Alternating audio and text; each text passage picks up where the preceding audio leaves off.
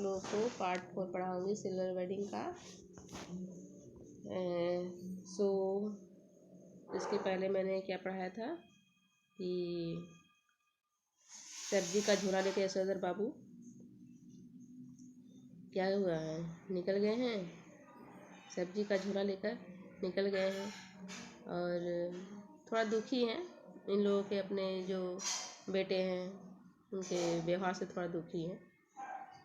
सो हम लोग आगे बढ़ रहे हैं और फिर क्या हो रहा है क्या देख रहे हैं।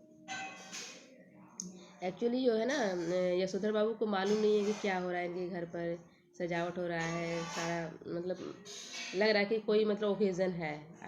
उनकी उनकी सिल्वर वेडिंग का ही वहाँ पर सजावट हो रहा है, उनको पता नहीं है। तो उसको सरप्राइज़ उनको देने के लिए पूरे परिवार का ये है, पापा को सरप्राइज़ देना है और समझ नहीं पा रहे हैं यशोधर बाबू। इस क्वार्टर के पास पहुंचकर आज वाईडी पंत को पहले धोखा हुआ कि किसी गलत जगह आ गए हैं। क्वार्टर के बाहर एक कार थी, कुछ स्कूटर मोटरसाइकिल, बहुत से लोग विदा ले दे रहे थे। मतलब गिफ्ट दे रहे थे, ले रहे थे।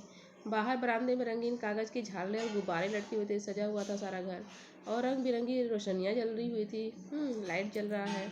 फिर उन्हें अपना बड़ा बेटा भूषण पहचान में आया, जिससे कार में बैठा हुआ कोई साहब हाथ मिला रहा था और कह रहा था, give my warm regards to your father. Yashodhar babu ठिठक गए। क्या बोल रहा है। उन्होंने अपने से पूछा, क्यों आज मेरे क्वार्टर में यह क्या हो रहा होगा। उसका जवाब भी उन्होंने अपने को दिया, जो करते होंगे यह लौंडे मोंडे, इनकी माया यही जाने। अब यशोधरा बाबू का ध्यान इस ओर गया कि उनकी पत्नी और उनकी बेटी भी कुछ मेम साहबों को विदा करते हुए बरामदे में खड़ी है। लड़की जीन और वगैर बांह का टॉप पहने है। यशोधर बाबू उसे कई मर्तबा कह चुके हैं कि तुम्हारी ये पतलून और सैंडो बनने वाली ड्रेस मुझे तो समहाउ इम्प्रॉपर मालूम होती है, लेकिन वह भी जिद्दी ऐसी है कि इसे ही पहनती है और पत्नी भी उसी की तरफदारी करती है। कहती है वह सिर पर पल्लू वल्लू मैंने कर लिया बहुत तुम्हारे कहने पर, समझे। मेरी बेटी वही करेगी जो दुनिया कर रही है।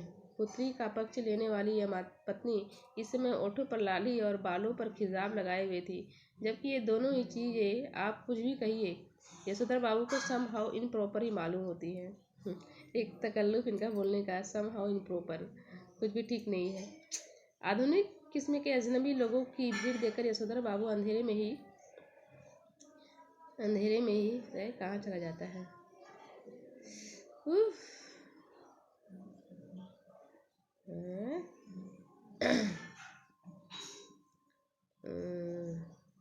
अंधेरे में ही दुबके रहे। उनके बच्चों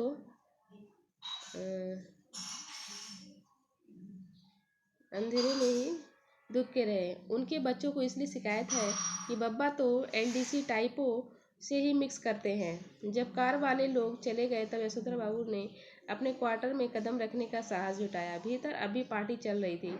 उनके पुत्र पुत्रियों के कई मित्र थे, उनके कुछ रिश्तेदार जमे हुए थे। उनके बड़े बेटे ने झिड़की सी सुनाई, बब्बा आप भी हद करते हैं। सिल्वर वेडिंग के दिन 8:30 बजे घर पहुंचे हैं। अभी तक मेरे बॉस आपकी राह देख रहे थे। हम लोगों के यहाँ सिल्वर वेडिंग कब से होने लगी है। यशोधर बाबू ने शर्मीली हंसी हंस दी। जब से तुम्हारा बेटा 1500 माहवार कमाने लगा तब से। यह टिप्पणी थी चंद्रदत्त तिवारी की, जो इसी साल SAS पास हुआ है और दूर के रिश्ते से यशोधर बाबू का भांजा लगता है। यशोधर बाबू को अपने बेटों से तमाम तरह की शिकायतें हैं, लेकिन कुल मिलाकर उन्हें यह अच्छा लगता है कि लोग बाग उन्हें ईर्ष्या का पात्र समझते हैं। भले उन्हें भूषण का गैर सरकारी नौकरी करना समझ में न आता हो, तथापि वह यह बखूबी समझते हैं कि इतनी छोटी उम्र में 1500 माहवार प्लस कन्वेयंस अलाउंस एंड तुम्हारा अदर पार्क्स पर जाना कोई मामूली बात नहीं है। इसी तरह भले ही यशोधर बाबू ने बेटों की खरीदी हुई हर नई चीज़ के संदर्भ में यही टिप्पणी की हो कि ये क्या हुई, समहाउ मेरी तो समझ में आता नहीं कि इसकी क्या ज़रूरत थी। तथापि उन्हें कहीं इस बात से थोड़ी खुशी भी होती है कि इस चीज़ के आ जाने से उन्हें नए दौर के निश्चय ही गलत मानकों के अनुसार बड़ा आदमी मान लिया जा रहा है। मिसाल के लिए जब बेटों ने गैस का चूल्हा जुटाया तब यशोधर बाबू ने उसका विरोध किया और आज भी वह यही कहते हैं कि इस पर बनी रोटी मुझे तो समहाउ रोटी जैसी लगती नहीं। तथापि वह जानते हैं गैस न होने पर वह इस नगर में चपरासी श्रेणी के मान लिए जाते। इसी तरह फ्रिज के संदर्भ में आज भी यशोधर बाबू यही कहते हैं कि मेरी समझ में आज तक यह नहीं आया कि इसका फ़ायदा क्या है। बासी खाना खाना अच्छी आदत नहीं ठहरी, और यह ठहरा इसी काम का कि सुबह बना के रख दिया और शाम को खाया। मुझे भी अच्छा नहीं लगता है फ्रिज, ये सब सारी चीज़ें मैं भी समर्थन करती हूँ यशोधर बाबू का। इसमें रखा हुआ पानी भी मेरे मन तो आता नहीं, गला पकड़ लेता है। Right, I agree with you. कहते हैं मगर इस बात से संतुष्ट होते हैं कि घर आए साधारण हैसियत वाले मेहमान इस फ्रिज का पानी पीकर अपने को धन्य अनुभव करते हैं। हाँ, फ्रिज है ठीक है, बाहर से लोग आगे उन लोगों को पिला दो, ये तो नहीं कहेंगे उनके पास फ्रिज नहीं है, उनको दिखाने के लिए फ्रिज वाले रख दिया गया है, लेकिन वास्तव में फ्रिज का पानी नहीं पीना चाहिए मेरे अनुसार। लोग दिखावे के लिए भले रख लिए हैं, लेकिन ठीक नहीं है सेहत के लिए, हेल्थ के लिए। अपनी सिल्वर वेडिंग की यह भव्य पार्टी भी यशोधर बाबू को समहाउ इम्प्रॉपर ही लगी, तथापि उन्हें इस बात से संतोष हुआ कि जिस अनाथ यशोधर के जन्मदिन पर कभी लड्डू नहीं आए, जिसने अपना विवाह भी कोऑपरेटिव से 2-4 हजार कर्जा निकाल कर किया बगैर किसी खास धूमधाम के, उसके विवाह की 25वीं वर्षगांठ पर केक, 4 तरह की मिठाई, 4 तरह की नमकीन, फल, कोल्ड ड्रिंक्स, चाय, सब कुछ मौजूद है।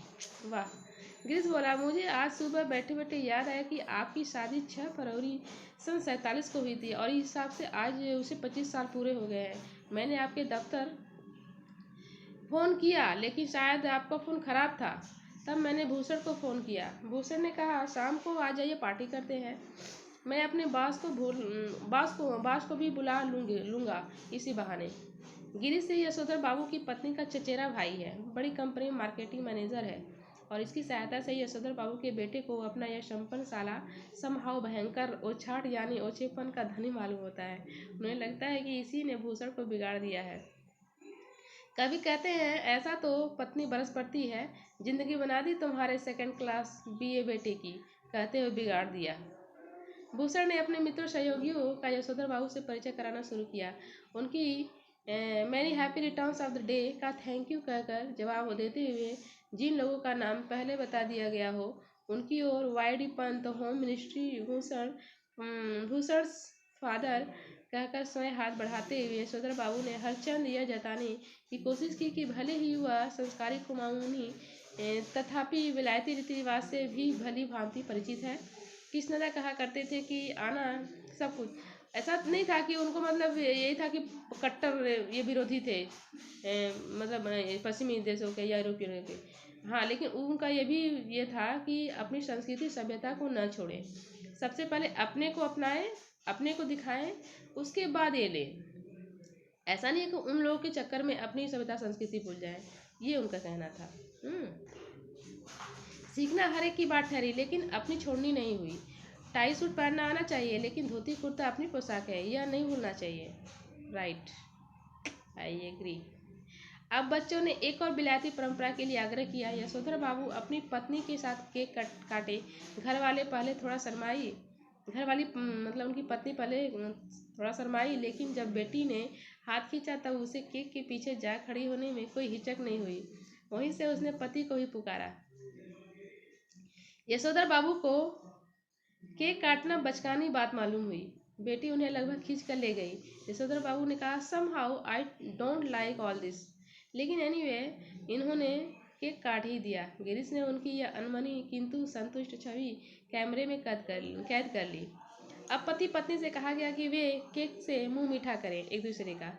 पत्नी ने खा लिया, मगर यशोधर बाबू ने इनकार कर दिया। उनका कहना था कि मैं केक खाता नहीं, इसमें अंडा पड़ा होता है। उन्हें याद दिलाया गया कि अभी कुछ वर्षों पहले तक आप मांसाहारी थे, एक टुकड़ा केक खा लेने से क्या हो जाएगा।